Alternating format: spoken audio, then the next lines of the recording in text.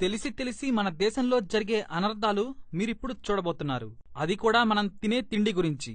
ఏమాత్రం ఆలస్యం చేయకుండా అవేంటో తెలుసుకుందాం. నెస్లే కంపెనీ తనే స్వయంగా ఒప్పుకుంది వాళ్ల చాక్లెట్ కిట్ క్యాట్ లో దూడమాంసం యొక్క రసం కలుపుతామని. మద్రాస్ హైకోర్టులో ఫెయిర్ అండ్ లవ్లీ కంపెనీ మీద కేసు వేసినప్పుడు ఆ క్రీంలో పంది గ్రీస్ అంటే పంది నుండి వచ్చిన తైలాన్ని కలుపుతామని స్వయంగా ఒప్పుకుంది. మనం జలుబు వస్తే వాడే విక్స్ పేరున ఉన్న మందులను యూరప్లోని అనేక దేశాలలో బ్యాన్ చేశారు. అక్కడ దీనిని విషంగా ప్రకటించారు. కానీ మన భారతదేశంలో రోజంతా టీవీలో దీని ప్రకటన వస్తుంది. లైఫ్ బాయ్ అనేది బాత్ సోప్ కాదు, టాయిలెట్ సోప్ కాదు.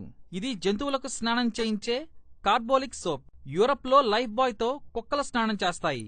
కానీ భారతదేశంలో 10 కోట్ల జనాభా దీనితో రుద్ది స్నానం చేస్తారు.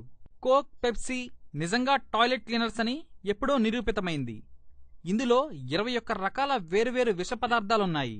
ఇంకో విశేషం ఏమిటంటే మన శాసనసభ క్యాంటీన్లో కోక్, పెప్సీ అమ్మకాలను బ్యాన్ చేశారు. కానీ దేశం నలుమూలలా దీన్ని అమ్ముతున్నారు. ఇక హెల్త్ టానిక్ అని పేరు చెప్పి అమ్ముతున్న విదేశీ కంపెనీలు బూస్ట్, కాంప్లాన్, హార్లిక్స్, మాల్టోవా, ప్రోట్నిక్స్. వీటన్నిటినీ ఢిల్లీలోని ఆల్ ఇండియా ఇన్స్టిట్యూట్ అంటే భారతదేశంలోనే అన్నిటికన్నా పెద్ద ల్యాబ్.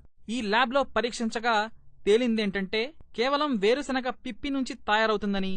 అంటే వేరుశెనగ నుంచి నూనె తీయగా దాని వేస్ట్ మిగులుతుంది. దానిని గ్రామాలలో పశువులు తింటాయి. దానితో ఈ హెల్త్ టానిక్లు తయారవుతాయి. మరో విశేషం, అమితాబ్ బచ్చన్కు ఆపరేషన్ అయింది. అది 10 గంటలు జరిగింది. అప్పుడు డాక్టర్లు ఆయన పెద్ద పేగును కట్ చేసి తీసేశారు. డాక్టర్లు ఏం చెప్పారంటే కోక్, పెప్సీ ఎక్కువగా తాగటం వల్ల అది కుళ్ళిపోయిందని చెప్పారు. ఆ మరునాటి నుంచి అమితాబ్ బచ్చన్ వీటి ప్రకటనలు చేయటం మానేశారు. చాలామందికి పిజ్జా తినడంలో మజా వస్తుంది. సరే, అసలు పిజ్జా ఎలా తయారవుతుంది? ముందుగా పిజ్జా అమ్మే కంపెనీలు చూద్దాం. Pizza hut, Domino's, KFC, McDonald's, pizza corner, Papa John's pizza, California pizza kitchen. ఈ కంపెనీలన్నీ అమెరికావి. మీరు కావాలంటే ఒకసారి చెక్ చేయండి. ఇక పిజ్జాలో టేస్ట్ కోసం E631 ఫ్లేవర్ ఎన్హాన్సర్ దీన్ని కలుపుతారు. అది పంది మాంసం నుంచి తయారవుతుంది.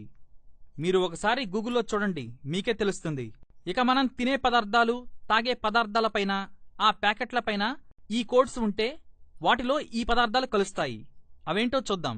E322 ఆవు మాంసం, E422 ఆల్కహాల్కు సంబంధించిన రసాయనాలు, E442 ఆల్కహాల్ తత్వం కెమికల్స్, E471 ఆవు మాంసం ఆల్కహాలు, E476 ఆల్కహాల్, E481 ఆవు ప్లస్ పంది మాంసం మిక్స్, E627 ప్రాణాంతకమైన కెమికల్స్, E472 ఆవు ప్లస్ పంది ప్లస్ మేక ఈ మిక్స్ అయిన పదార్థాలు, E631 పంది కొవ్వు నుంచి తీసిన నూనె.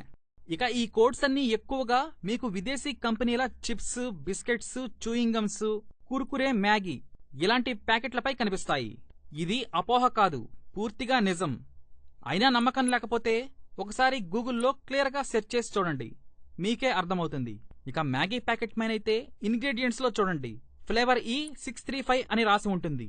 అంతేకాదు, మీరు కావాలంటే ఇప్పుడు మీరు చూస్తున్న నంబర్లన్నీ గూగుల్లో చెక్ చేసి చూడండి. ఇవేంటో తెలిస్తే దిమ్మ తిరగటం ఖాయం.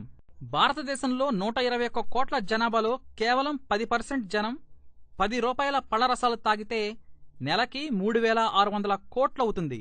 కానీ మీరు కోకోకోలా, పెప్సీ తాగి 3600 కోట్ల రూపాయలను దేశం బయటికి పంపుతున్నారు. కోకోకోలా, పెప్సీ లాంటి కంపెనీలు ప్రతిరోజు 7000 కోట్ల కన్నా ఎక్కువ దోచేస్తున్నాయి.